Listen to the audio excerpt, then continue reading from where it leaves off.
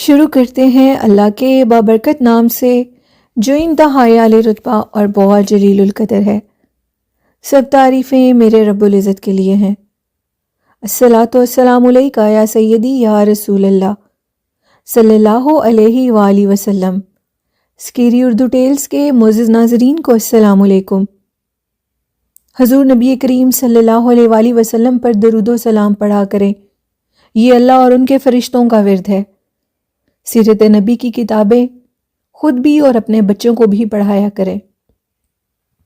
قرآن پاک بما ترجمہ اور 5 ٹائم نماز پڑھا کریں۔ چینل کو سپورٹ کریں، چینل کو سبسکرائب کریں۔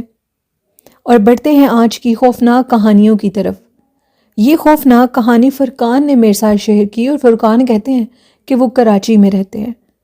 فرقان کہتے ہیں کہ میری زندگی میں 2 ایسے خوفناک واقعات پیش آئے جن کے متعلق اگر آپ سنیں تو حیران رہ جائیں گے۔ فرقان کا یہ کہنا تھا کہ کراچی کا ایک ایسا ایریا جس کے متعلق انہوں نے مجھے بتایا، اور اس ایریے میں وہ کہتے ہیں کہ میرا ہاسٹل تھا۔ اب وہ جس ہاسٹل کے روم میں وہ رہتے تھے، اور جو وہ ہاسٹل تھا، پہلے وہ ادھر پرانا جو ہندو ہوتے ہیں ان کا وہ مندر تھا۔ جیسے وقت کے ساتھ ساتھ پاکستان اور انڈیا کے جو لوگ تھے اپنے ملکوں میں چلے گئے، اور اسی طرح جو کہ ادھر کے رہنے والے ہندو لوگ تھے وہ پھر اپنے ملک میں چلے گئے۔ ان کی جو جگہیں تھیں وہ گھروں میں بدل گئیں، رہائش گاہوں میں بدل گئیں۔ اسی طرح یہ پرانا مندر اب ایک ہاسٹل بن چکا تھا، اور اس ہاسٹل کے اندر جو ان کا روم تھا وہ کافی عصیب زدہ تھا۔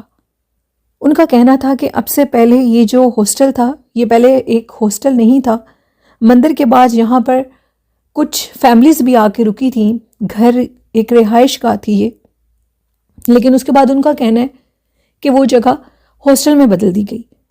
اب جو ہم لوگوں کے ہاسٹل میں لڑکے تھے وہ 5 سے صرف 6 تھے، کیونکہ نیا نیا ہاسٹل بنا تھا اور لوگوں کو بھی اس کا اتنا پتہ نہیں تھا۔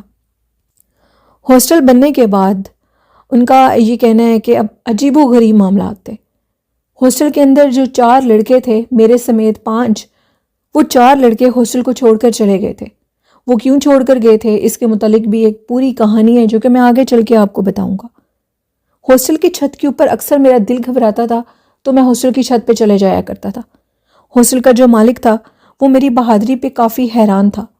اس کا یہ کہنا تھا کہ تمام لوگ اس گھر کو بھی چھوڑ کے چلے گئے، پھر میں نے اس کو ہاسٹل بنا دیا، اور جو باقی لڑکے ہیں وہ بھی اس ہاسٹل کو چھوڑ کر چلے گئے ہیں۔ میں تمہاری ہمت کو داد دیتا ہوں کہ تم اکیلے رہتے کیسے ہو۔ فرقان کا کہنا تھا کہ میں نے اپنے ہاسٹل کے اس روم کے اندر اپنی ایک کارنر میں نماز کی ساری جگہ بنائی تھی، وہاں پر میں نماز پڑھتا تھا، قرآن پاک، تسبیح وغیرہ میں نے سب کچھ رکھا ہوا تھا۔ ان کا کہنا ہے کہ میں درود ابراہیمی بہت مسلسل اور ہمیشہ پڑھتا ہوں۔ یہ میری زندگی کا ایک خاص حصہ ہے جو کہ بہت اچھی بات ہے۔ انہوں نے کہا کہ جب میں اس روم میں پہلی دفعہ آیا تھا تو مجھے کچھ ہلکی سی گڑبڑ لگی تھی، لیکن میں نے اپنے دماغ کی اس چیز کو جھٹلا دیا اور یہ سوچا کہ اب مجھے اس روم میں اکیلے رہنا ہے، ادھر میرے والدین میرے ساتھ نہیں ہیں، تو مجھے سب کچھ اگنور کرنا ہوگا اور یہ سمجھنا ہوگا کہ ایسی کوئی چیز نہیں ہے۔ جب میرے وہ تینوں دوست بھی چھوڑ کے چلے گئے اور اس کے بعد میں ہاسٹل میں اکیلا تھا بالکل، کیونکہ مجھے اس ہاسٹل کے آنر نے کہا تھا کہ اب ادھر اور بھی لڑکے آئیں گے، لیکن فی الحال تم اکیلے ہو، تمہیں گھبرانے کی ضرورت نہیں ہے، باہر ایک گارڈ بیٹھا ہوتا ہے۔ خیر میں نے ان کو کہا کہ میں بالکل بھی نہیں گھبراتا اور نہ ہی میں ڈرتا ہوں، آپ بے فکر رہیں۔ وہ کہتے ہیں کہ گرمیوں کا موسم تھا اور میں اپنے ہاسٹل کے چھت کے اوپر چلا گیا، اور جیسے ہی میں اپنے ہاسٹل کے چھت پہ گیا تو جو ساتھ والے گھر تھے وہ بالکل ابینڈنڈ تھے، اور مجھے اس کے متعلق پتا تھا، لیکن مجھے اپنے ہاسٹل کے ساتھ والی چھت کے اوپر ایک لڑکی دکھائی دی۔ اس لڑکی کو دیکھ کر مجھے کافی حیرانگی بھی ہوئی، اور میں نے سوچا کہ میں کیوں نہ اس سے ہیلو ہائی کرتا ہوں، میں بھی اکیلا ہوں اور شاید یہ بھی چھت پر اکیلی ہے۔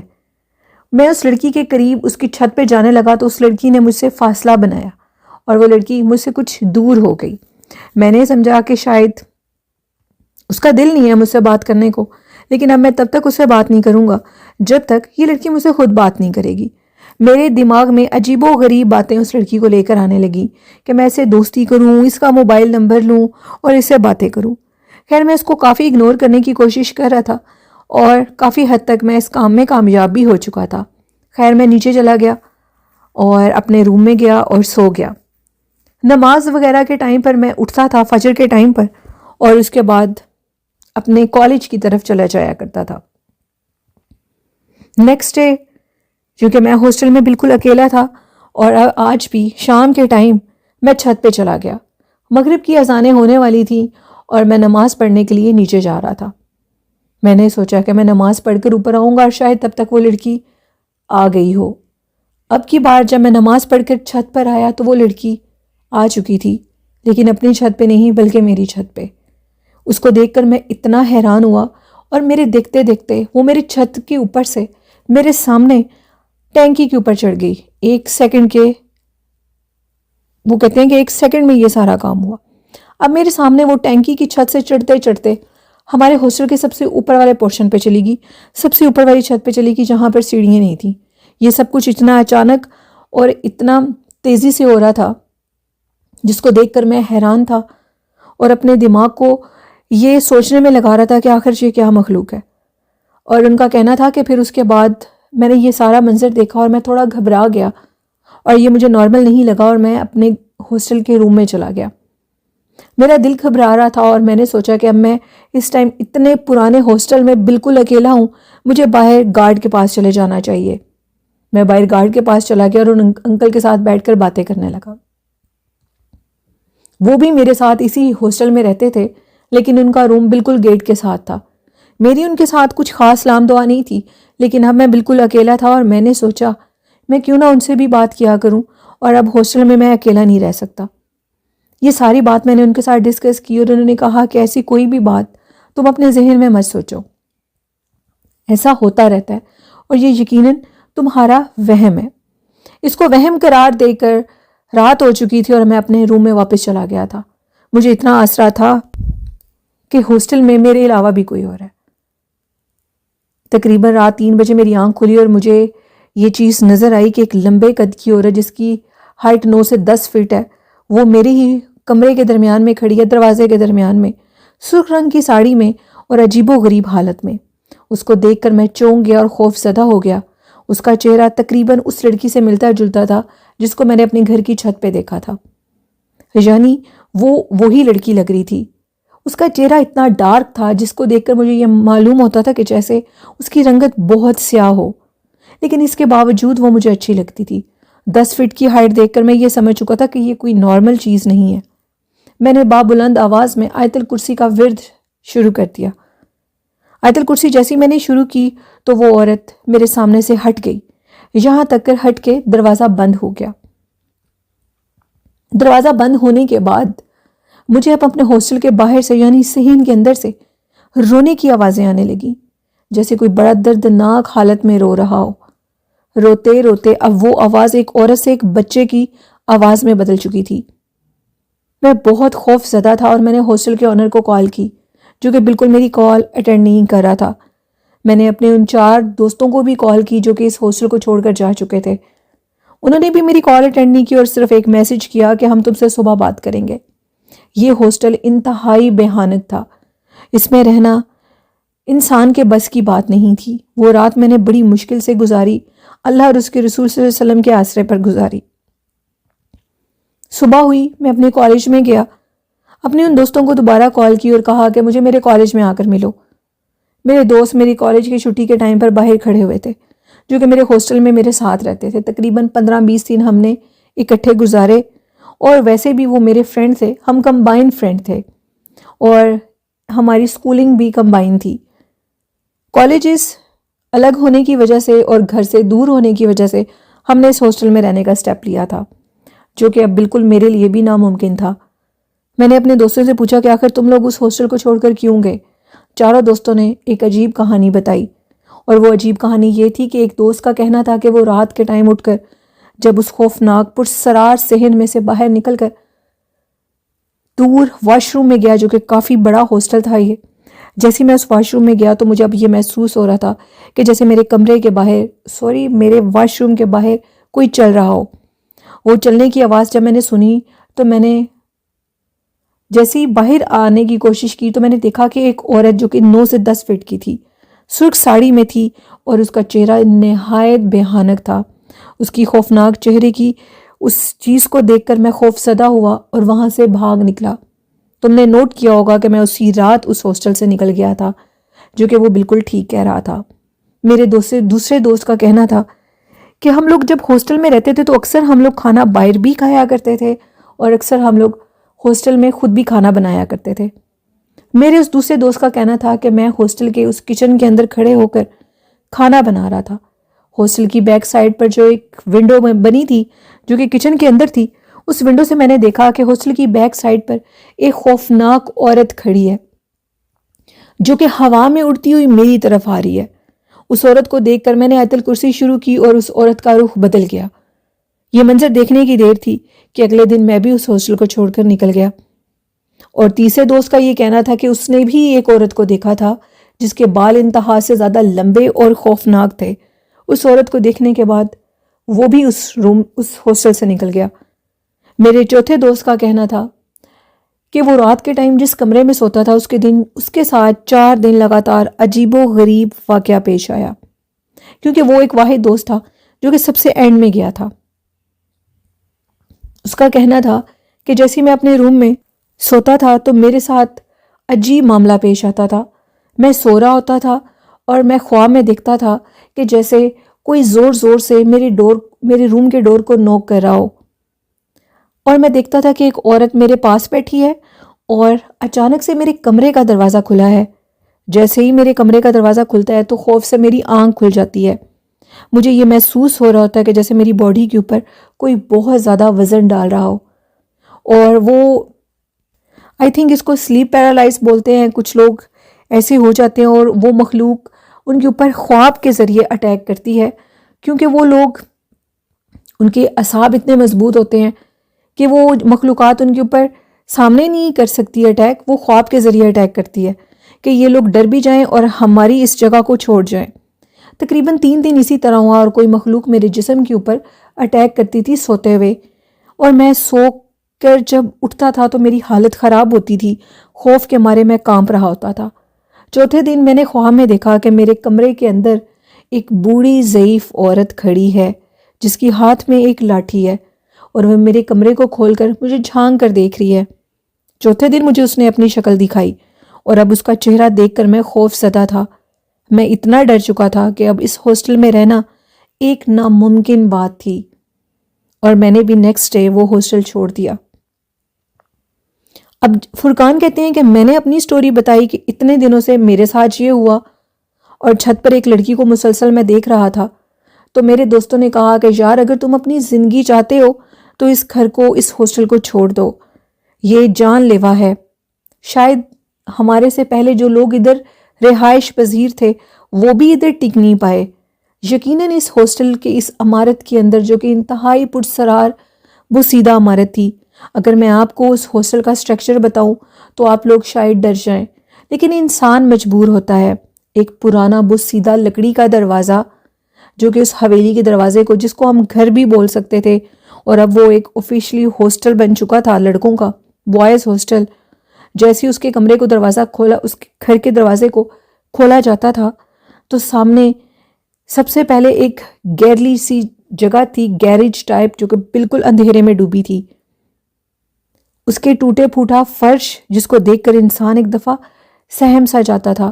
جیسے اس اندھیرے زدہ گیریج سے باہر نکلا جاتا تھا تو ایک بہت بڑا صحن تھا جس کے فرش کے اوپر ٹوٹی ہوئی اینٹیں لگی ہوئی تھیں۔ اینٹیں اب ٹوٹ چکی تھیں۔ صحن کافی بڑا تھا اور صحن کی چاروں طرف برآمدہ تھا۔ برآمدے کے اندر کل ملا کر تقریباً 10 کمرے تھے۔ عمارت حد سے زیادہ بڑی تھی، یوں کہہ لیں کہ 3 سے 4 کنال پر وہ بڑی عمارت ایک پرانے زمانے کی بلڈنگ تھی جس کے صحن کے چاروں طرف برآمدے کے اندر کمرے ہی کمرے بنے تھے۔ تمام کمرے اندر سے کافی بڑے تھے۔ سننے میں یہ بھی آیا تھا کہ یہ ہندوؤں کا مندر تھا کیونکہ وہ ختم ہو چکا تھا اور اس کے بعد وہ گھروں میں بدل چکا تھا. اتنے زمانوں سے پرسرار بند وہ گھر، ان میں آفتیں اور بلائیں اپنا بسیرا کر لیتی ہیں. لیکن لوگ ان بلڈنگز کو خرید لیتے ہیں، اس کی بھی ایک وجہ ہوتی ہے. ان کے ذہن میں لالچ ہوتا ہے کہ جو لوگ یہ جگہیں چھوڑ کر گئے ہیں شاید وہ اپنا خزانہ ادھر دفن کر گئے ہیں. شاید یہی ان کی سب سے بڑی مسٹیک ہوگی. خیر، ہم نے اپنے تمام دوستوں نے یہ بات سوچی کہ کیوں نہ ہم اس ہاسٹل کے جو ارد گرد لوگ باقی رہتے ہیں ان سے پوچھتے ہیں اس گھر کے متعلق. ہم لوگ مجھے نکال کر جو تمام لڑکے اس ہاسٹل سے نکل چکے تھے، جن کی تعداد 4 تھی اور 5واں میں تھا، ہم 5 اکٹھے ہو کر اپنے ہاسٹل پر واپس گئے. اس ہاسٹل میں وہ میرا لاسٹ ڈے تھا اور میں نے بھی اپنا سامان اٹھانا تھا. میرے گھر والوں کو اس ساری بات کا پتہ تھا اور انہوں نے مجھے کہا تھا کہ سامان اس طرح اٹھانا کہ تم یہ لفظ نہیں بولو گے کہ تم ہاسٹل کو چھوڑ کر جا رہے ہو. یہ میرے والد صاحب کی مجھے نصیحت تھی اور میں نے ان کی نصیحت کو مکمل طور پر مانا اور ان کی نصیحت پر عمل کیا. خیر، ہم لوگ ادھر گئے اور ہم نے وہ جو گارڈ بابا تھے ان کو بتایا کہ اب ہم لوگ ادھر سے جا رہے ہیں، اور میں نے کہا کہ میں اپنا سامان لے کر جا رہا ہوں، میں کچھ دن میں واپس آ جاؤں گا. اب جیسے ہی ہم لوگ اپنا سامان لے کر ہاسٹل کو خالی کر کے جانے لگے تو مالک مکان جس کا وہ ہاسٹل تھا وہ آ چکا تھا. اس کے ساتھ 2-3 اور لوگ بھی تھے، اور اب ہم لوگوں کو جاتے باتیں سن کر محلے کے ارد گرد میں جو لوگ تھے وہ بھی آ کر ہمارے پاس کھڑے ہو گئے. اب انہوں نے ہمیں ایک بڑی خوفناک بات بتائی. ان کا یہ کہنا تھا کہ آپ سے پہلے، آج سے 30-40 سال پہلے جن کے یہ گھر تھا، ان کی ایک بیٹی کو ایک ایسی بیماری لاحق تھی جس کو آپ کینسر بھی کہہ سکتے ہیں، جس کو آپ ایک ایسی مرض کا نام دے سکتے ہیں جو کہ کبھی ٹھیک نہیں ہو سکتی. اس لڑکی نے تقریباً 2 ماہ بڑی تکلیف میں گزارے، اور اس کو وہ تکلیف اس حد تک تھی کہ وہ ساری رات چیختی تھی، روتی تھی.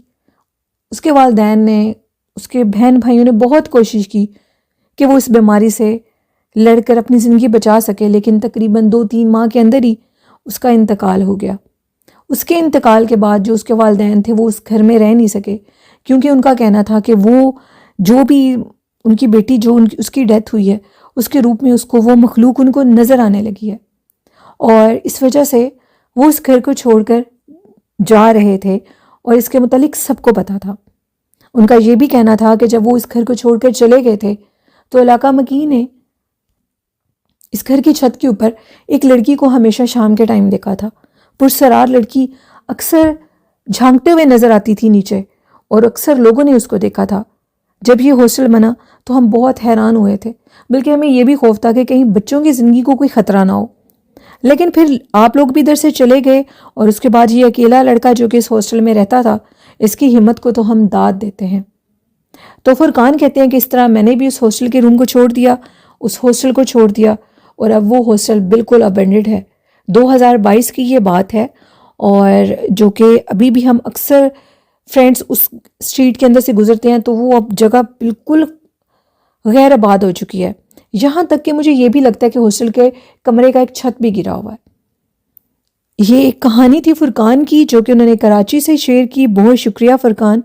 اور ان کا کہنا ہے کہ پلیز جب بھی بوائز یا گرلز جو بھی آپ کی سٹوری سن رہے ہیں تو آپ جب بھی انتخاب کریں ہاسٹل کا تو بڑا سوچ سمجھ کے کریں. ہاسٹل اکثر ابینڈڈ، اکثر نہیں ہوتے ہی ابینڈڈ ہیں. وہاں پر مخلوقات ہوتی ہیں، کچھ بچیاں ایسی ہوتی ہیں جو کہ اپنے گھروں سے دور ہوتی ہیں اور وہ کالجز میں پڑھنے کے لیے آتی ہیں، اور سارا دن ان کا یونیورسٹی کالج میں گزرتا ہے اور شام کے ٹائم آتی ہیں. زیادہ تر روم بند ہی رہتے ہیں. تو اپنے انتخاب کو ہمیشہ سوچ سمجھ کے کریں، اور اللہ پاک ایسی بھیانک مخلوقات سے ہمیں بچائے، آمین. یہ تھی آج کی فرقان کی کہانی. آپ لوگوں کو کیسی لگی ہے اس کے متعلق ضرور بتایا کریں، اور آپ بھی اپنی خوفناک کہانیاں شیئر کیا کریں اسکرین کے اوپر میرے ای میل ایڈریس پہ. اور والدین جیسی خوبصورت نعمت کی بہت قدر کریں، ان سے بہت محبت اور پیار کریں. اللہ پاک ہم سب کے والدین کو صحت تندرستی والی لمبی زندگی عطا کرے، آمین. اور نیلم کو اجازت دیجیے. اپنے اور اپنے والدین کا بہت سا خیال رکھیے گا. مجھے اور میرے والدین کو اپنی ڈھیروں دعاؤں میں یاد رکھیے گا. اللہ پاک آپ سب کا حامی و ناصر ہو. اللہ حافظ.